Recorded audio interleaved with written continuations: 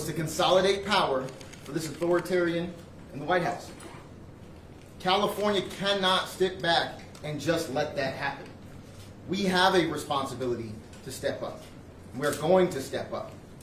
And that doesn't mean we are abandoning our values. While I chaired the Elections Committee, we proposed independent redistricting commissions for every level of California government, and it was opposed by every single Republican.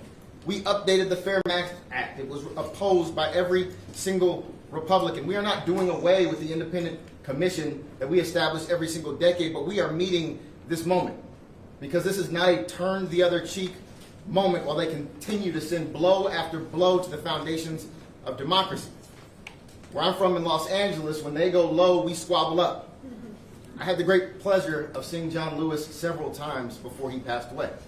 And he always said the same thing in every single room I was in with him. He said, if you see something that is not right, that is not fair, that is not just, you have a moral responsibility to do something about it. And that is what has brought us here today. And I have the great privilege of introducing the chair of the Senate Elections Committee, my colleague and my friend, Sabrina Sabat.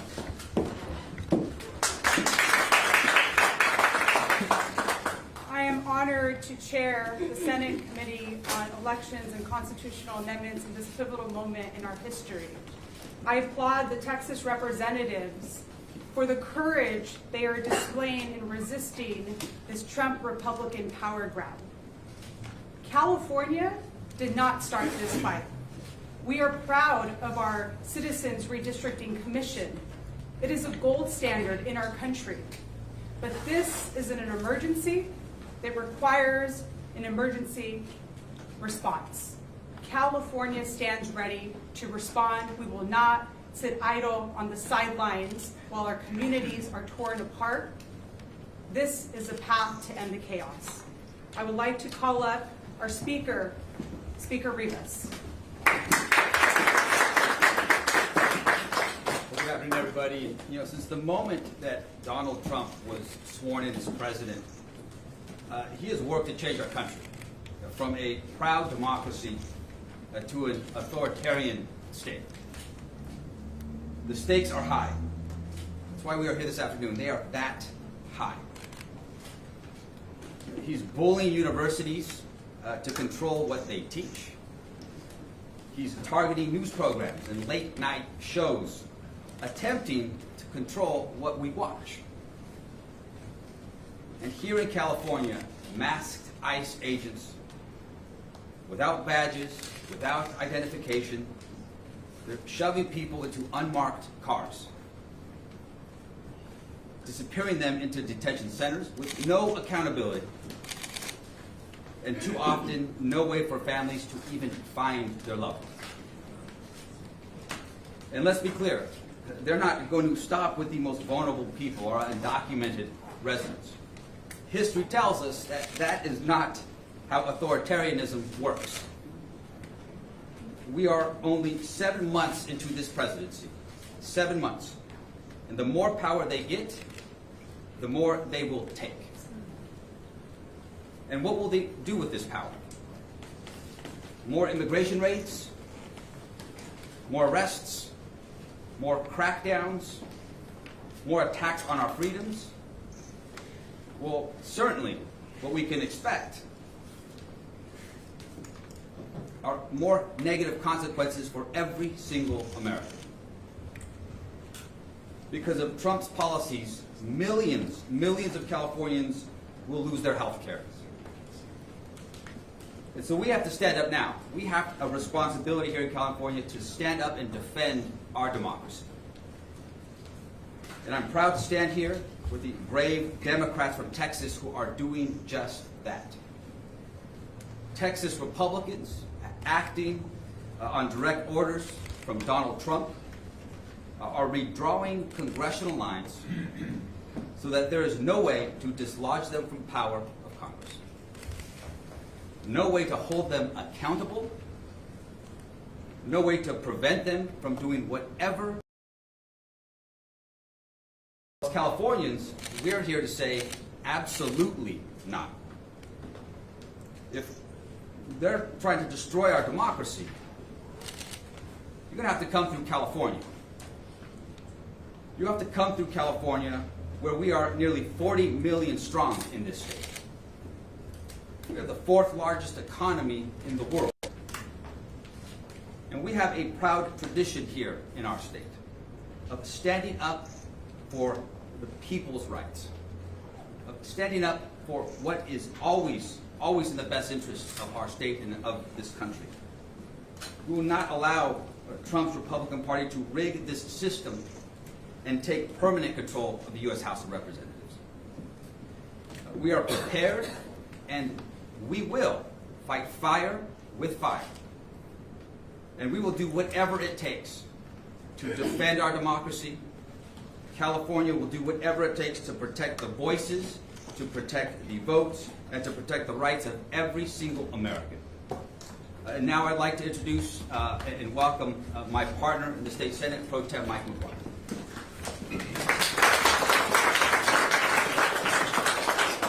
Good afternoon. Thank you all for being here. I want to take a moment to say thank you so much to Speaker Rivas. I'd like to acknowledge California's governor, thank him for his leadership, being so bold on this issue. We are incredibly grateful. The defender of democracy is here today, and that's Nancy Pelosi. We are incredibly grateful for your incredible work and legacy on behalf of all Americans.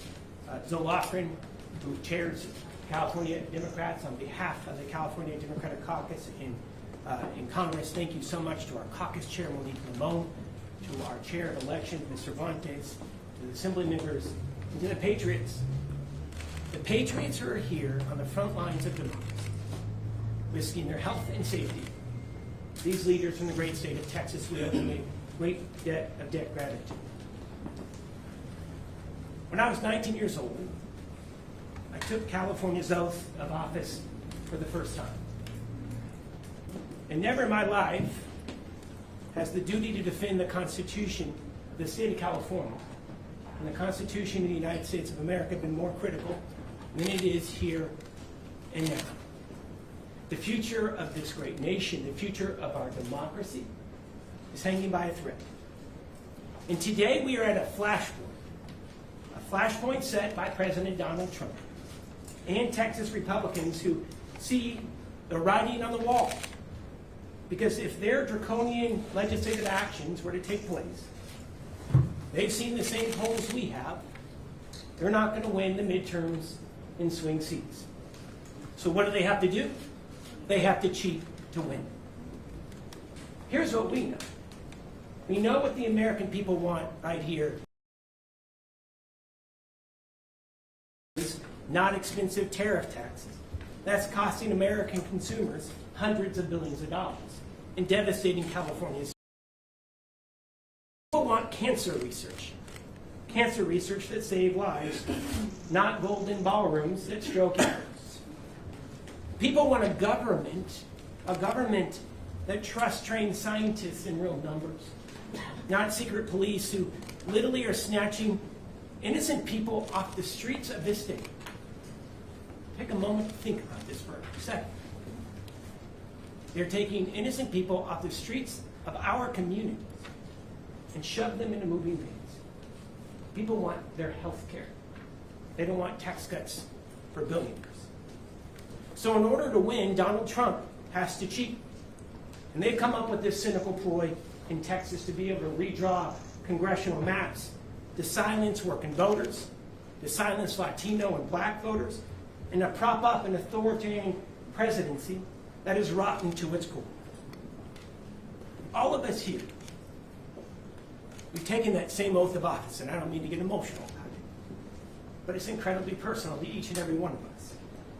And that's why if Texas moves forward with this action, California, it is our sacred responsibility to California, to our country, and we know that there is no bottom to Trump's dystopian plan. I'm firm in my belief that if the legislature puts a redistricting initiative on the ballot, I believe the people of the Golden State will do the right thing. I trust the voters of California more than I would ever trust Trump and his lackeys in Texas. You know, I've heard it mentioned before. 2 wrongs don't make a right. The response that we have to be prepared for is not a wrong. It's not a wrong to stand up for the Constitution of this state and for the Constitution of the United States of America in the face of those who destroy it for their own personal power and profit. It's not wrong to stand up to the billions in cuts that the president is proposing to health care here in California, to education, to our university system. Letting people vote is the right way to go about it. So is national redistricting. It leads to independent maps all across the country, and it's wonderful to see the Republican congressional members in the state starting to see the light the Democrats have had for decades. I want to end it right here with this. We've had the honor to be able to talk with several of our colleagues from Texas who described that they're being tracked by the FBI. Leaders in the state of Texas are being tracked by the FBI. They're facing bomb threats, death threats, and that is after what we saw in Minnesota just 2 months ago. Republicans, Donald Trump, Greg Abbott, Texas Republican leaders, they have the power to stop the threats, to stop all of this. And that's the questions that the media should be asking. Why aren't they stopping this? Republicans in California also have the responsibility to see that their Republican leaders do just that. This isn't a fight. This is not a fight that California picked. But it's also not a fight that we are going to run from. When times are tough, you run towards the wildfire. And that's what we're going to be prepared to do. This country is hanging by a thread, as we know. We have the duty to protect it with an ironclad commitment that we all swore before God. It is now my honor to introduce Zoe Lofgren, who has been instrumental in this process. She is the chair, the elected chair of the California Democratic Congressional Delegation. Can we please give her a warm welcome?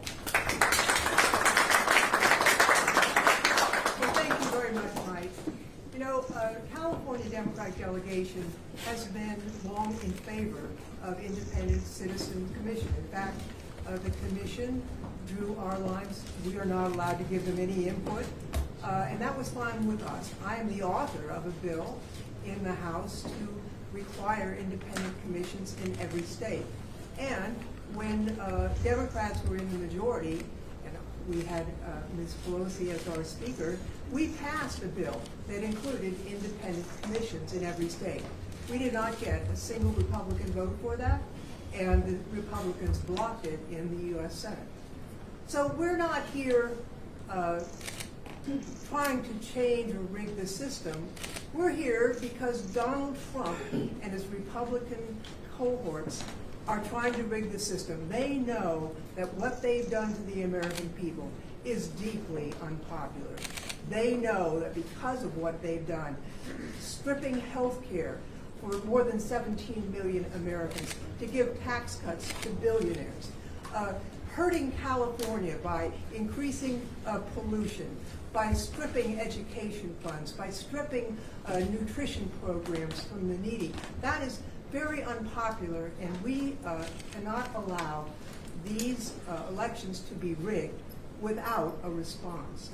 Now, the Democrats in California are happy with all our districts just as they are, but when we saw that Texas was going to create the most segregated map in Texas since the 60s to eliminate all of the minority districts that they could, so that they could create 5 Republican districts, we said, could we create a map that eliminated 5 Republican districts, but that was true to the Voting Rights Act?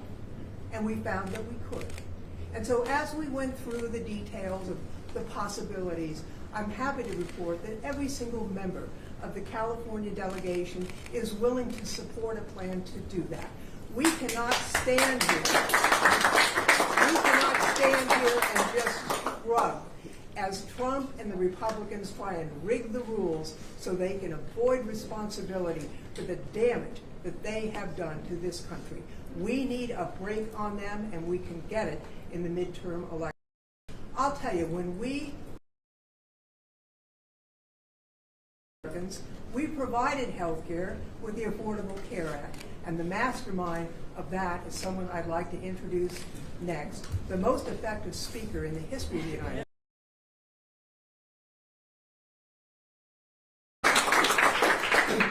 Thank you very much, Zoe. I think it's very clear from listening to our presenters so far that the Republicans are acting because they have bankruptcy of ideas. They have no winning ideas to present to the American people, and they cannot defend their actions legitimately. So they're trying to do it and rig it illegitimately. I want to thank our governor for his leadership, his persistence in protecting and defending our Constitution and our democracy. Thank you, Governor Newsom. It's an honor to be here with the Speaker of the Assembly and the President Pro Tem of the Senate, of our legislature, and hear their clear message about what this means to California, but more importantly, to our country. And I join them in welcoming the courageous members of the Texas delegation who are here. We thank you, not only for your courage, but for your patriotism. I've said to you before, at the beginning of our country, Thomas Paine said, the times have found us. Times found them to form a new country, to write a constitution, and the rest, thank God they made it amendable. And now the times found Lincoln, then found Lincoln to save that country, the unity of that country. And now the times have found all of us, and especially our Texas delegation, to save our Constitution. I'm from Maryland originally. Line in the anthem is, proof through the night that our flag was still there. We have a responsibility to prove through the night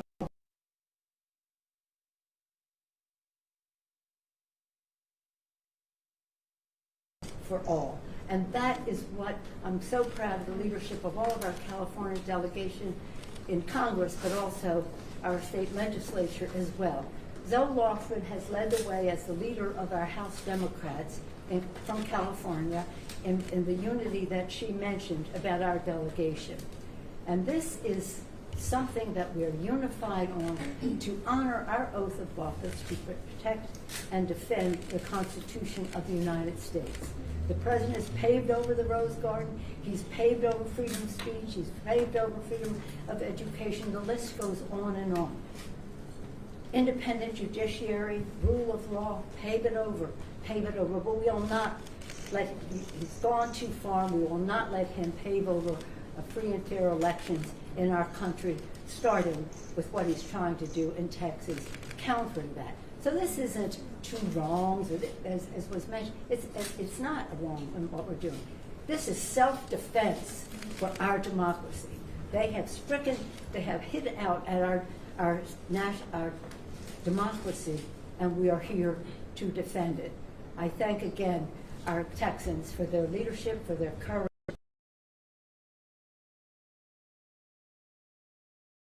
Distinguished leader in all of this effort, someone who was right out there, right from the start, who brings us together, making us so very proud, our Governor, Gavin Newsom.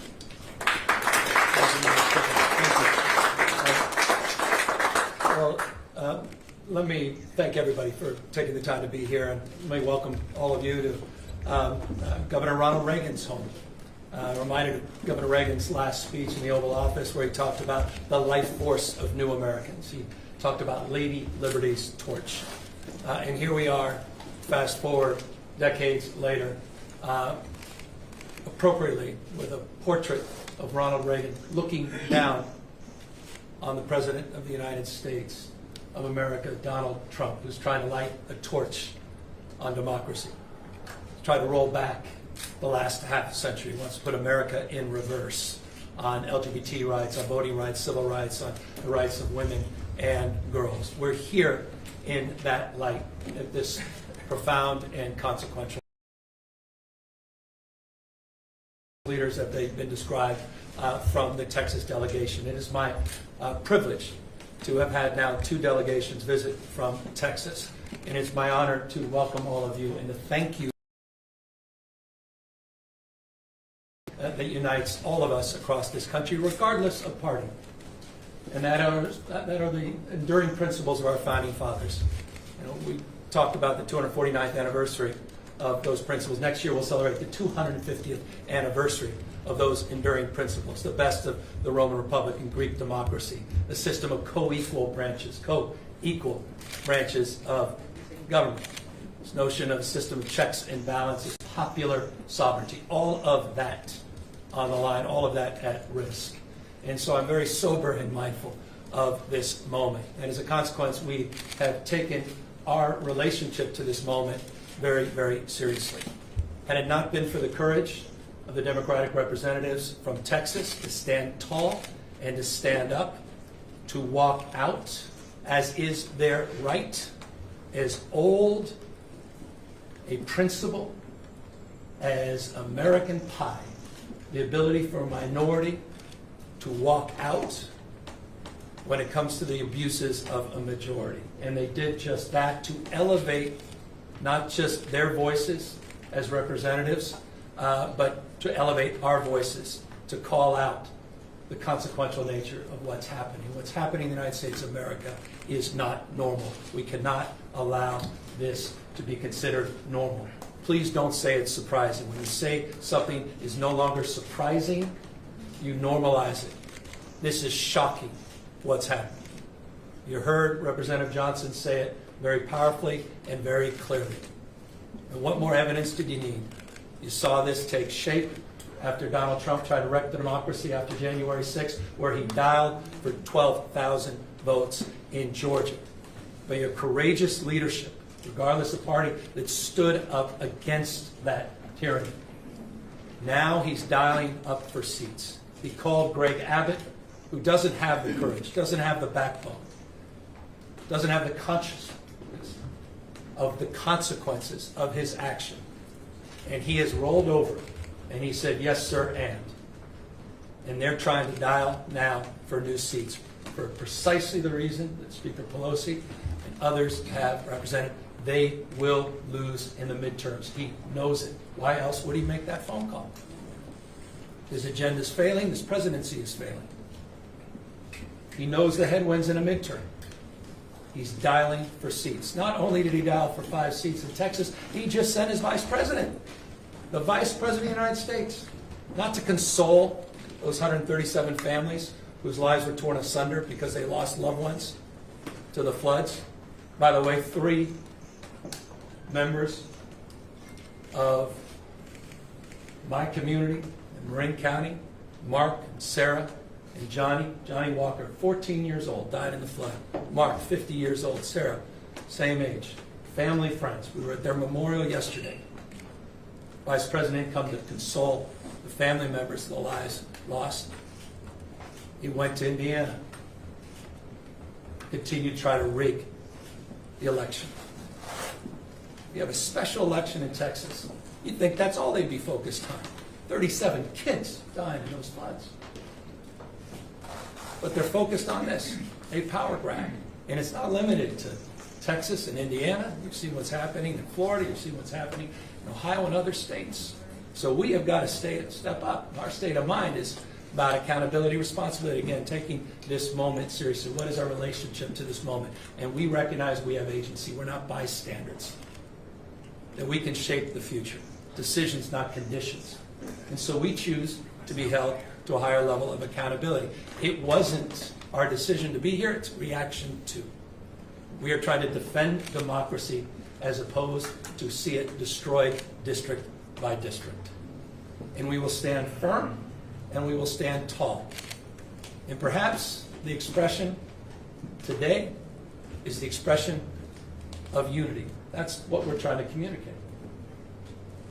You have congressional representatives here, the leader of our congressional delegation. They are unanimous in their support of moving in this direction. You have the Speaker and the Pro Tem, and they strong support of their caucuses. And leaders of critical committees and caucus are here to express support.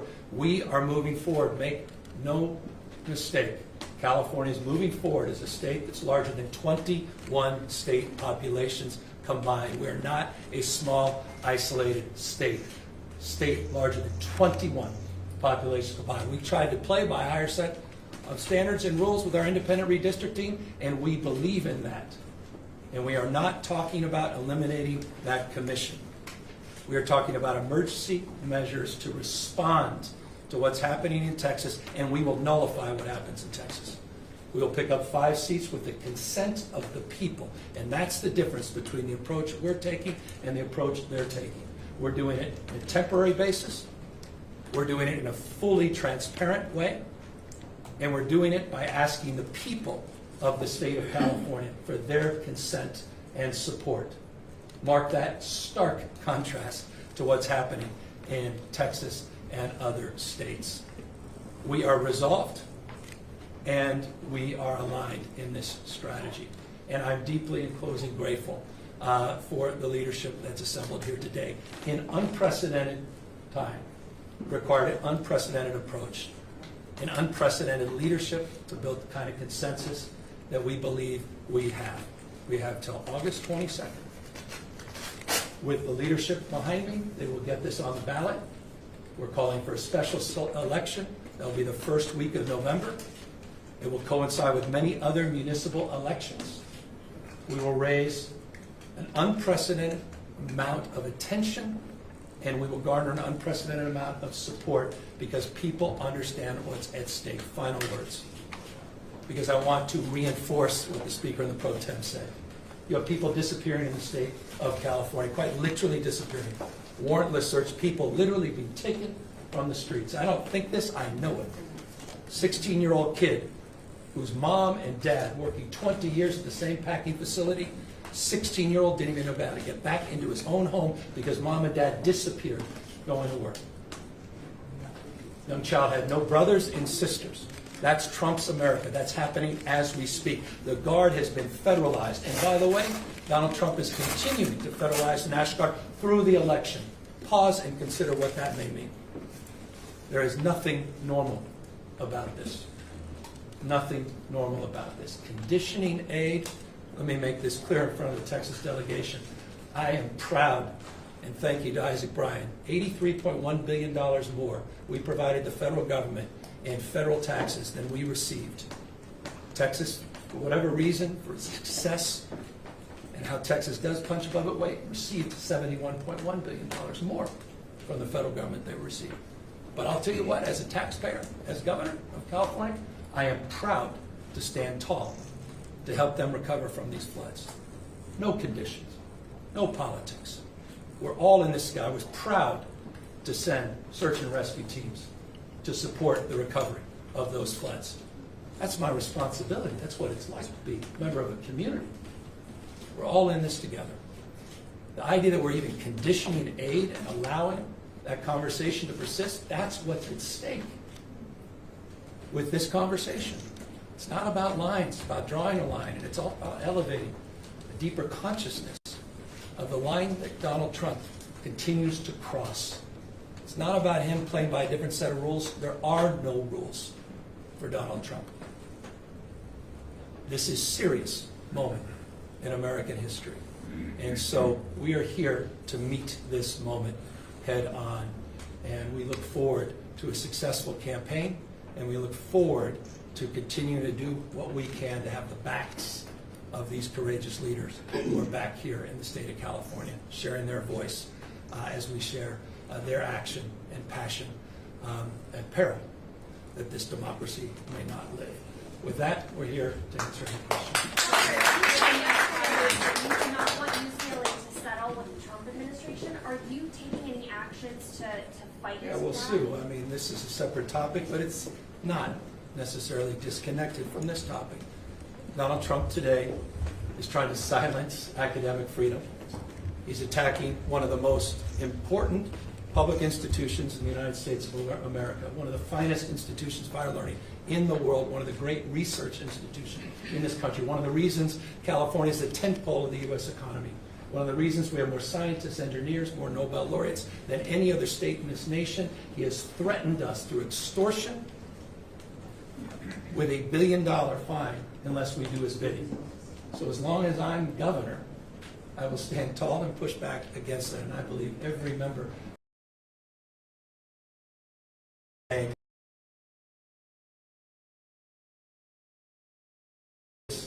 kind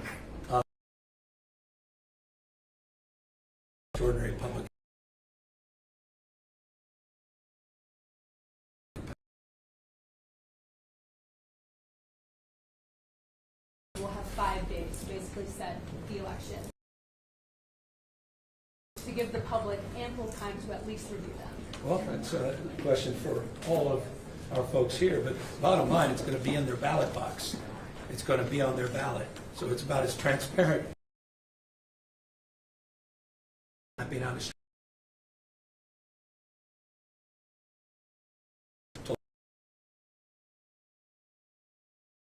Map and that process that's going through. By the way, it's very transparent because these are familiar maps. The independent redistricting has taken over 10,000 hours in public comment.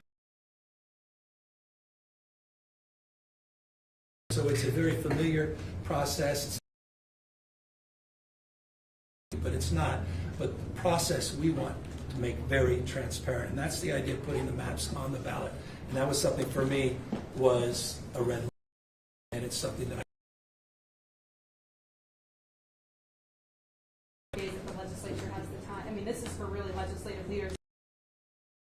Time for the public to review what you will present. That map began with the work that was already done, as the governor just mentioned, by our independent redistricting commission. We'll have the opportunity to digest these maps leading to this election. There is another state with a more transparent process where voters will get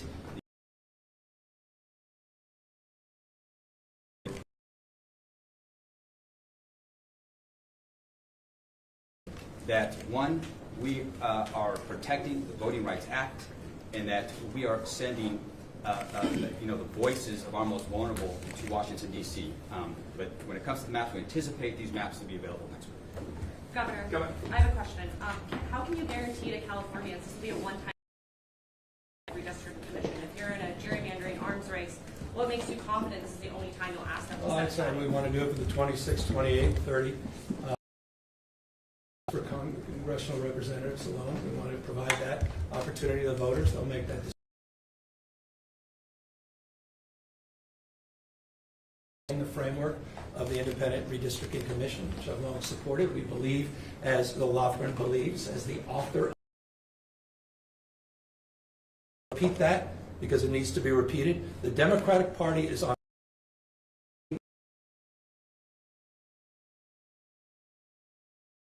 The Republican Party is nowhere to be found on that. But we're not going to unilaterally.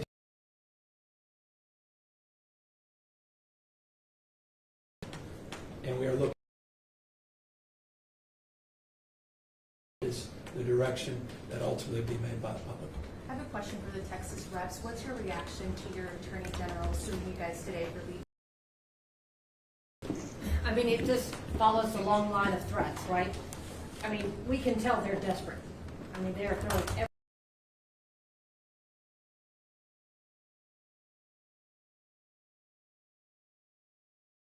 They filed litigation to try to vacate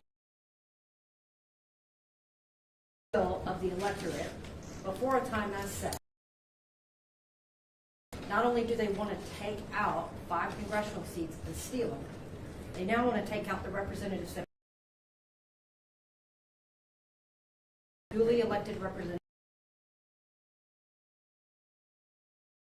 Right quorum per our Constitution, because State Representative is facing a threat.